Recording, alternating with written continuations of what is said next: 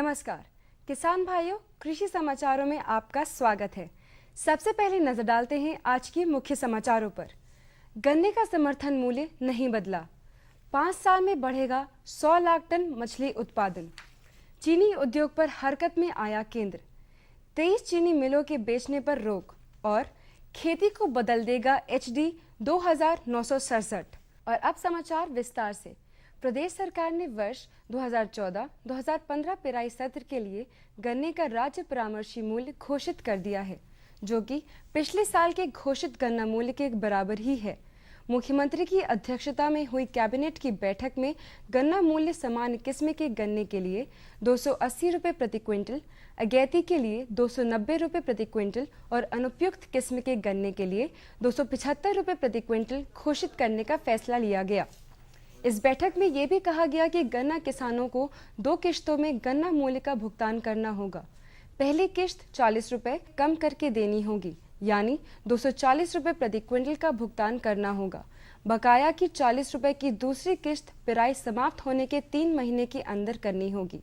साथ ही जो चीनी मिलें 14 दिनों के अंदर पहली किश्त का भुगतान नहीं करेंगी, उन पर ब्याज बकाया मूल्य में जोड़ दिया जाएगा।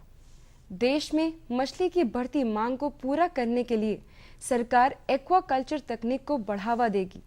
इस तकनीक से समुद्र में मछलियों की खेती बड़े आकार के पिंजरे बनाकर की जाएगी।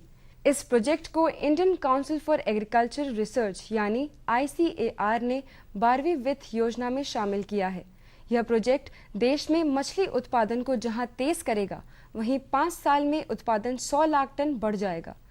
ICAR की उप महानिदेशक ने बुधवार को national bureau of fish genetic research NBFGR में बुधवार को आयोजित 10वीं Indian fisheries and aquaculture forum में ये जानकारी दी।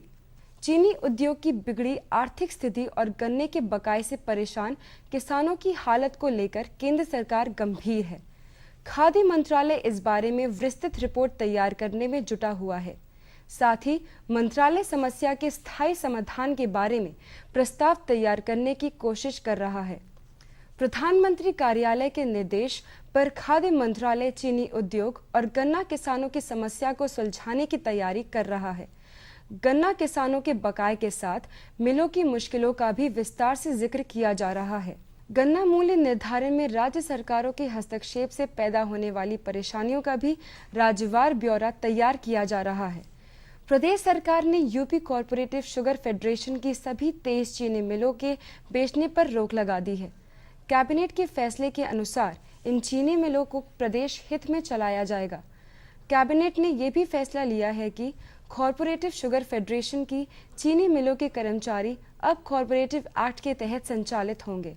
गेहूं उत्पादक राज्यों में पिछले 2 सालों में रतुआ व अन्य रोगों से मुक्त HD 2967 प्रजाति इतनी लोकप्रिय हुई कि इसकी खेती का रकबा 60 लाख हेक्टेयर तक पहुंच गया है। ये अकेली प्रजाति है जिसकी इतनी जल्दी कुल पैदावार में हिस्सेदारी 1/3 से अधिक हो गई है। गेहूं की उत्पादकता के साथ गुणवत्ता युक्त भूसा किसानों को दोहरा लाभ दे रहा है। अकेले इसके भूसे से ही किसानों को 62,000 करोड़ की कमाई हुई है। रतुआ मुक्त इस प्रजाति में अन्य रोगों से लड़ने की क्षमता है। और अब किसान भाइयों, बात करते हैं कृषि भौतिकी संभाग के कृषि वैज्ञानिकों के अनुसार इस हफ्ते की जाने वाली कृषि गतिविधियां। इस मौसम में जई तथा बरसीम की बुवाई कर सकते हैं। जई की उन्नत किस्में हैं JHO 822, OL9 और पूसा ओट 5 तथा बरसीम की उन्नत किस्में हैं वरदान, बुंदेल, बरसीम 1, मस्कावी, JB 3।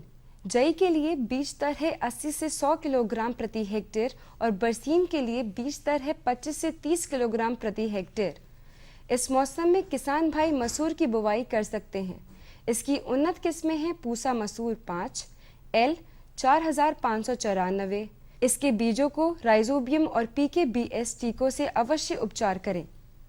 किसान भाई गाजर की नेंटिस किस्में जैसे पूसा यमदागिनी, मूली की यूरोपियन किस्मों जैसे पूसा मृदुला, चुकंदर की किस्में क्रिम्सन, ग्लोब तथा शलगम की स्नोबॉल किस्मों की बुवाई इस समय कर सकते हैं। ये मौसम प्याज की बुवाई के लिए अनुकूल है। इसके लिए बीज दर 10 किलोग्राम प्रति हेक्टेयर रखें। समय पर बोई गई सरसों की फसल में विरलीकरण तथा खरपतवार नियंत्रण का कार्य करें। धान के भंडारण से पूर्व दानों में नमी 16% से कम होनी चाहिए। अनाज को भंडार में रखने से पहले यह सुनिश्चित कर लें कि भंडार कीटाणु तथा विषाणु रहित हो। इसके लिए भंडारों को साफ सुथरा तथा लिपाई करके अच्छी तरह सुखा दें। इसके बाद ही अनाज को भंडारों में रखें। किसान भाई, इस समय सरसों की पूसा साग 1, मूली की जापानी व्हाइट, हिल क्वीन व पूसा मृदुला, पालक की ऑल ग्रीन व पूसा भारती, शलगम की पूसा स्वेती या स्थानीय लाल किस्म, बथुआ की पूसा बथुआ 1, मेथी की पूसा कसूरी, गांठ गोभी की व्हाइट वियना व पर्पल वियना तथा धनिया की पंथ हरितमा या संकर किस्मों की बुवाई मेड़ों पर करें। गेंदे की तैयार पौध की मेड़ों पर रोपाई करें। किसान भाई, ग्लैडियोलस की बुवाई भी इस समय कर सकते हैं। किसान भाइयों, कृषि समाचारों के बाद आइए जानकारी लेते हैं औसत मंडी भावों की।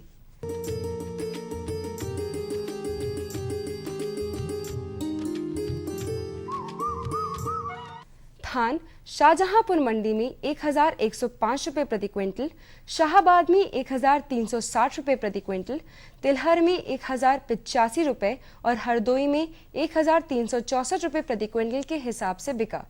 चावल की बात करें तो चावल शाहजहांपुर मंडी में 2100 रुपये, शाहाबाद में 2150 रुपये, तिलहर में 2180 रुपये और हरदोई में 2120 रुपये प्रति क्विंटल के हिसाब से बिका। गेहूं शाहजहांपुर मंडी में 1450 रुपये, शाहाबाद में 1440 रुपये, तिलहर में 1440 रुपये और हरदोई में भी 1440 रुपये प्रति क्विंटल के हिसाब से बिका। चने की बात करें तो चना शाहजहांपुर मंडी में 3270 रुपये, शाहाबाद में 3480 रुपये, तिलहर में 3280 रुपये और हरदोई में 3500 रुपये प्रति क्विंटल के हिसाब से बिका। मसूर की बात की जाए तो मसूर शाहजहांपुर मंडी में 5045 रुपये, शाहाबाद में 5300 रुपये और हरदोई में 5300 रुपये प्रति क्विंटल के हिसाब से बिका। उड़द शाहजहांपुर मंडी में 5130 रुपये और हरदोई में 5100 रुपये प्रति क्विंटल के हिसाब से रहा।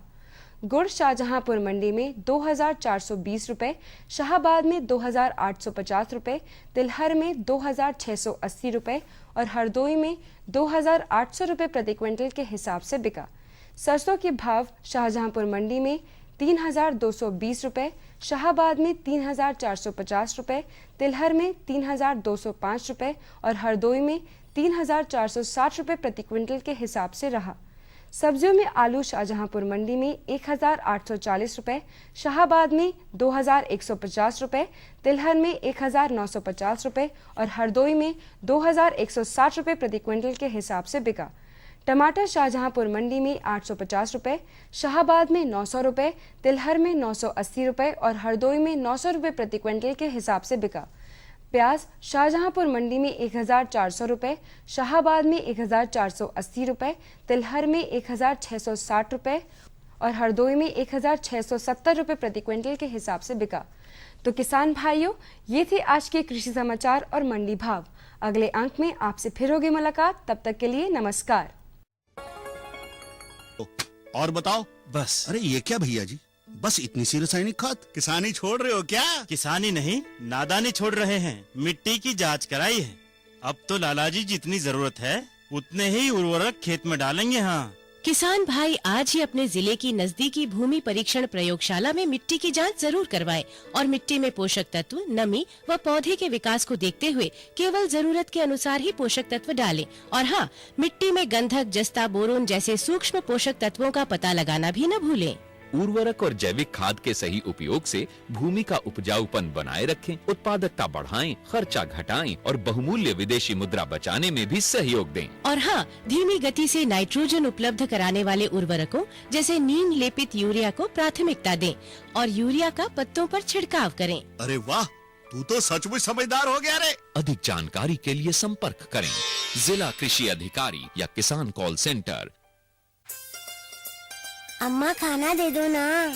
सबर कर गोलू, अभी दाल नहीं गली है। तू फिक्र ना कर गोलू की अम्मा, अब की बार अपनी दाल खूब गलेगी। क्या मतलब जी?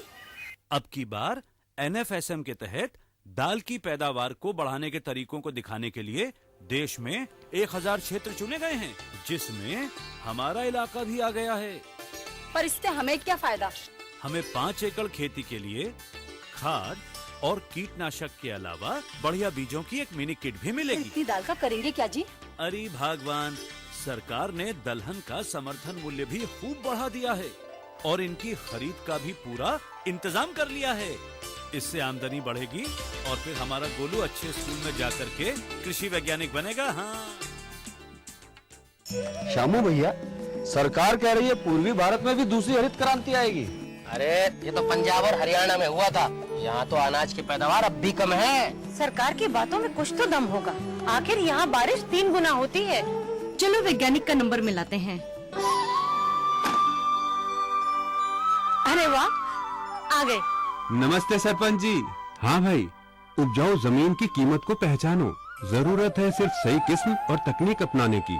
पूर्वी भारत में सरकार कम गहरे नलकूप और बोरवेल के निर्माण के लिए सहायता दे रही है। लेकिन सरकार से और मिलेगा क्या? भरपूर मदद, जमीन की तैयारी से लेकर फसल की कटाई तक तकनीकी सलाह। 1000 हेक्टेयर के सैकड़ों क्षेत्रों में चावल और गेहूं के खास प्रदर्शन भी चल रहे हैं। अरे वाह, फिर तो हमारे खेत भी लहला उठेंगे। क्या ये सपना सच होगा? हाँ जरूर, पूर्वी भारत अब हरित क्रांति का अग्रदूत होगा। आओ हम सब मिलकर कदम बढ़ाएं। खुशबू की फुहार में, स्वाद की बहार में, तरक्की की तानों में, खिलती मुस्कानों में, हरे भरे पौधों में, बड़े बड़े सौदों में, मधुर भिनभिनाहट में, खुशियों की आहट में, बागवानी मिशन, हमारी चाहत, आपकी मुस्कुराहट।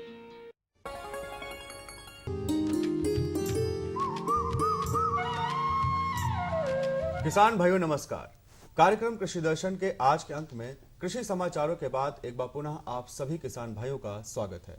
किसान भाइयों, कृषि कार्य हम लगातार करते ही रहते हैं। समय के हिसाब से हम फसलें जो है अपने खेतों में लगाते रहते हैं, लेकिन अगर इन फसलों के साथ साथ हम वृक्षारोपण भी करते हैं कि अगर हम खेत खाली हैं तो उसमें या तो केवल वृक्ष लगाएं या फिर फसल के अनुसार हम जो है वृक्षों का रोपण करते हैं, तो एक साथ हमें 2 लाभ प्राप्त होते हैं, यानी एक पंथ 2 काज।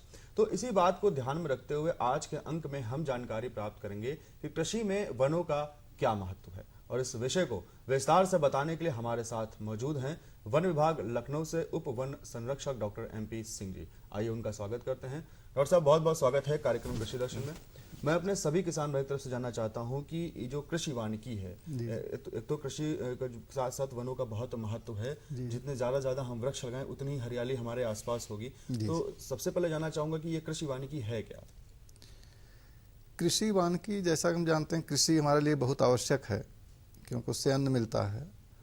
और वन या वृक्ष, अन्न हम पैदा भी कर लें तो उसको पकाने के लिए ईंधन चाहिए जी। और अन्न के बिना हो सकता है हम 2-4 दिन जीवित रह जाएं, जल के बिना रह जाएं, लेकिन हवा के बिना नहीं रह सकते हैं। तो हमें वनों से मिलती है। तो ये दोनों चीज़ें बहुत ज़रूरी हैं, कृषि और वन। तो अब चूंकि जनसंख्या बढ़ रही है और भूमि सीमित है, भूमि उस अनुपात में नहीं बढ़ रही, न बढ़ सकती है, वो तो सीमित है। एक ही जमीन में एक ही साथ कृषि और वन, कृषि और वृक्ष, यानी हम पौधे भी उगाएं, फसल भी उगाएं और उस समय वृक्ष भी उसके साथ साथ लें, इसी को कृषि वानिकी कहते हैं। यानी एक ही भूमि में एक ही समय पे कृषि और वानिकी का दोनों को जब एक साथ करते हैं तो वो उसको कृषि वानिकी कहते हैं। कृषि और वन की आवश्यकता को देखते हुए और भूमि का जो मूल संसाधन है वो सीमित है, इसको देखते हुए कृषि वानिकी का कोई विकल्प नहीं है। अब हमें कृषि के साथ वनों को उगाना ही होगा, क्योंकि वन क्षेत्र का प्रतिशत उत्तर प्रदेश में बहुत कम है, लगभग 7% है, होना चाहिए 33%, जमीन है नहीं।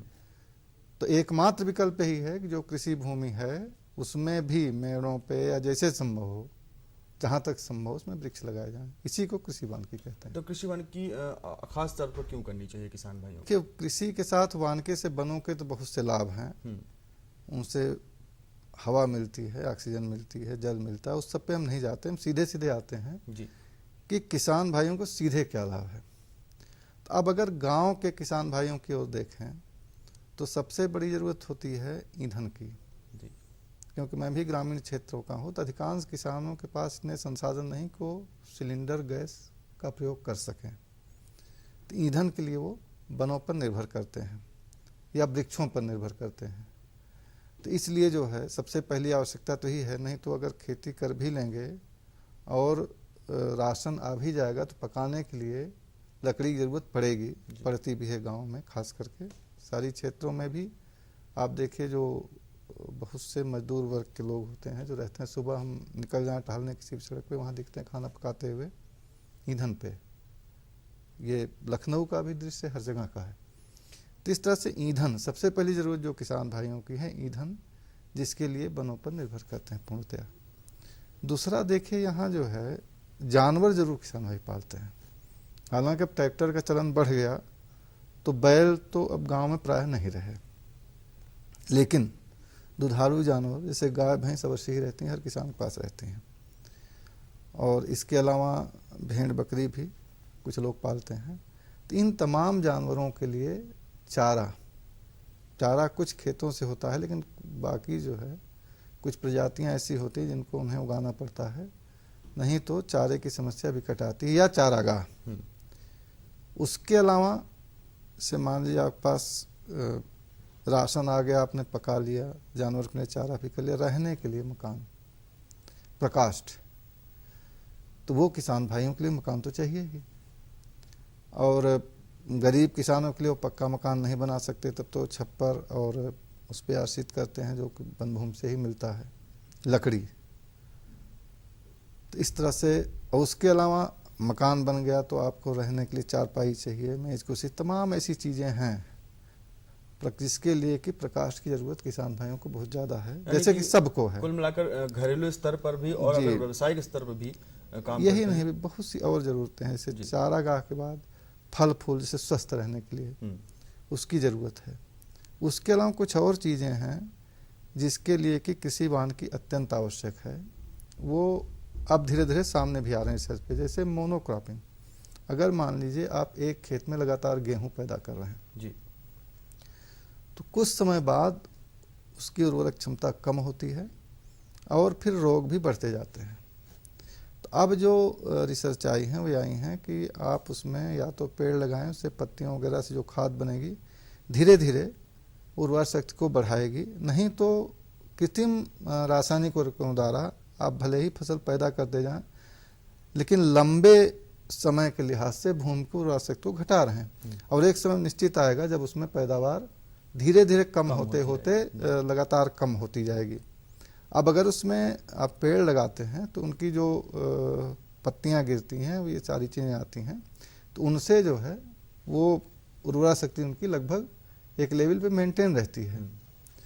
निर्वनीकरण के अलावा अब आप देखिए हर वर्ष बाढ़ आती है, तो बाढ़ आती है तो कहीं कहीं डैम बनते हैं कि सबसे ज़्यादा नुकसान बाढ़ से फसलों का होता है, किसान भाइयों का होता है। बाढ़ आती क्यों? बाढ़ जब पानी बरसता है, पेड़ नहीं है, तो क्या होता है कि वो अगर पेड़ हैं तब तो पानी बरसता है, पहले उनका वेग धीमा हो जाता है, पेड़ ने रोक लिया, धीरे से ज़मीन पे गिरे, और नीचे जड़ है तो ज़मीन के अंदर पानी चला गया जड़ की सहायता से, तो वो पानी भूमि अवशोषित कर लेती है, बहुत ज़्यादा पानी बहने के लिए बचता नहीं है नदियों में। अगर पेड़ नहीं है तो सीधे वो पानी ज़मीन पे गिरेगा, सीधे गिरा तो बहुत वेग होता है, ज़मीन को काटा तो वो मिट्टी भी पानी के साथ गई, मिट्टी भी पानी के साथ गई तो चली गई नदी में चली गई, तो एक तो नदी का पानी बढ़ा, पानी ज़्यादा गया पेड़ न होने से, और दूसरा वो जो मिट्टी गई नदी की गहराई कम की, एक साल में हो सकता है ना उतना असर करे, साल 2 साल 4 साल, और गहराई कम हुई तो स्वाभाविक रूप से पानी बाहर आएगा, पानी बाहर जाएगा, खेतों में जाएगा किसान। तो इस तरह से जितनी प्राकृतिक आपदाएं हैं, यद्यपि उनकी तात्कालिक व्यवस्था तो ठीक है, उनके लिए डैम्स बनने चाहिए, रोक होनी चाहिए, लेकिन स्थायी व्यवस्था यही है, खास करके जो नदी किनारे गांव हैं कुछ दूर तक, 5 किलोमीटर तक, 8 किलोमीटर तक, उसमें अगर सघन वृक्षारोपण हो खेतों में, तो उतना नुकसान नहीं होगा बाढ़ का। बिल्कुल डॉक्टर साहब आपकी बात से बिल्कुल तो सहमत ये है कि तमाम अगर चीजें, खेती किसानी के साथ साथ अगर हमारे कृषक भाई वृक्षों का भी रोपण करते हैं जी। तो बिल्कुल जो प्राकृतिक आपदाओं से भी लड़ने की एक शक्ति हमें मिलेगी और साथ साथ चारों तरफ हमें एक हरियाली का भी दृश्य मिलेगा। साथ साथ ये भी जानना चाहूंगा, अगर कृषि वानिकी कर रहे हैं किसान भाई तो किस तरह की प्रजातियों का चयन कर सकते हैं किसान भाई? देखिए, प्रजातियों का चयन तो उद्देश्य पर निर्भर करता है। कृषि वानिकी को एक तरह से हम कहेंगे फिक्स डिपॉजिट। फिक्स डिपॉजिट जैसे कि मान लीजिए कोई नौकरी कर रहा है तो उसको हर महीने निश्चित पैसा मिल रहा है, तो एक तरह से जीवन सिक्योर है, यहाँ तक कि रिटायरमेंट के बाद ही पेंशन सिक्योर है। अब कोई खेती कर रहा है, अब मान लीजिए आपदा आ गई, फसल बह गई या कोई नुकसान हो गया, सूखा पड़ गया, ऐसी कोई व्यवस्था नहीं है कि वो किसान भाइयों को उस समय कोई पैसा मिल सके, उसकी कोई वापसी हो सके, उसकी किसी प्रकार से वापसी होगी। आपने सारा पैसा लगाया, खेती की, पौध लगाई, खाद डाली, सारा पैसा व्यय किया, यहाँ तक सिंचाई भी की, बहुत महंगी है सब, सिंचाई से लेकर जुताई तक हर चीज़ बहुत महंगी है। उसके बाद वो बह गई या सूखा पड़ गया, तो अब उसमें आपको कहीं से कोई उससे आमदनी होने वाली नहीं है। तो अगर उसमें कुछ आपके पेड़ हैं, ऐसी आपदा की स्थिति में उनको बेच के कुछ निदान, जैसे कि आपने बताया कि जो है किस तरह का क्षेत्र है और कैसी जलवायु है, किस तरीके की भूमि है, उसके हिसाब से जो है हमारे किसान भाइयों को वृक्षों का चयन करना चाहिए, उनको लगाना चाहिए। तो बिल्कुल एक तरीके से जो आपने बताया कि अगर आपदा अचानक से आती है तो ये बहुत एक फिक्स डिपॉजिट तौर पर है हमारे किसान बिल्कुल। तो इन सभी जानकारियों के लिए आपका बहुत बहुत धन्यवाद।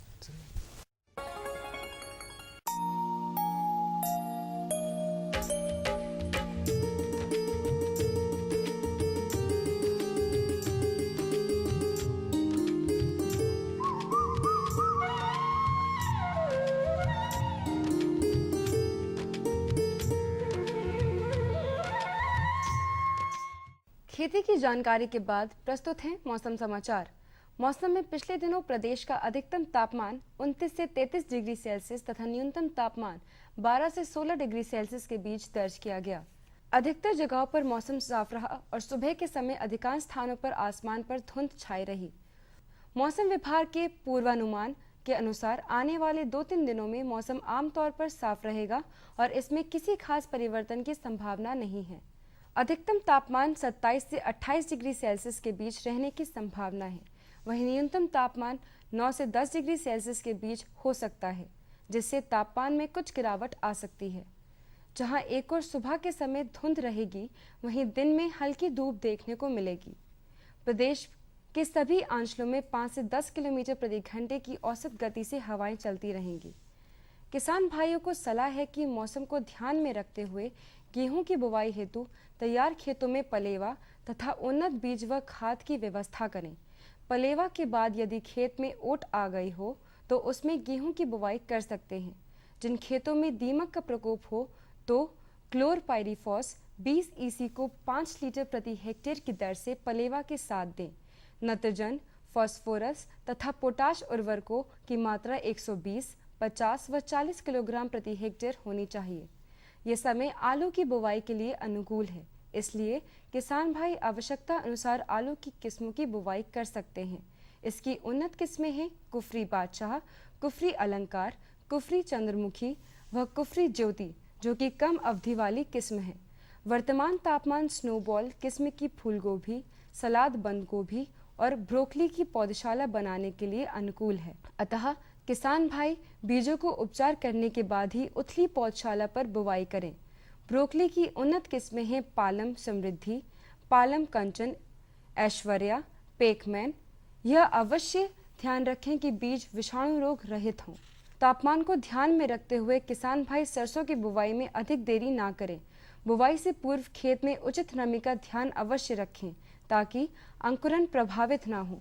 बुवाई से पहले बीजों को थीरम या केप्टॉन से 2 से 2.5 ग्राम प्रति किलोग्राम बीज की दर से उपचार करें। मिट्टी जांच के बाद यदि गंधक की कमी हो तो 20 किलोग्राम प्रति हेक्टेयर की दर से अंतिम जुताई पर डालें। इस सप्ताह किसान भाई सब्जियों की निराई गुड़ाई करके खरपतवारों को हटाएं। 15 से 25 दिन के सब्जियों में नत्रजन की बची हुई मात्रा का छिड़काव करें। तापमान को देखते हुए पशुओं की उचित देखभाल करते रहें। आवश्यकता होने पर पशुओं पर झूल डालें और रात में उन्हें बंद स्थान पर रखें। तो किसान भाइयों, ये थे आज के मौसम समाचार। कुछ और नई जानकारियों के साथ हम मंगलवार को फिर उपस्थित होंगे। तब तक के लिए नमस्कार।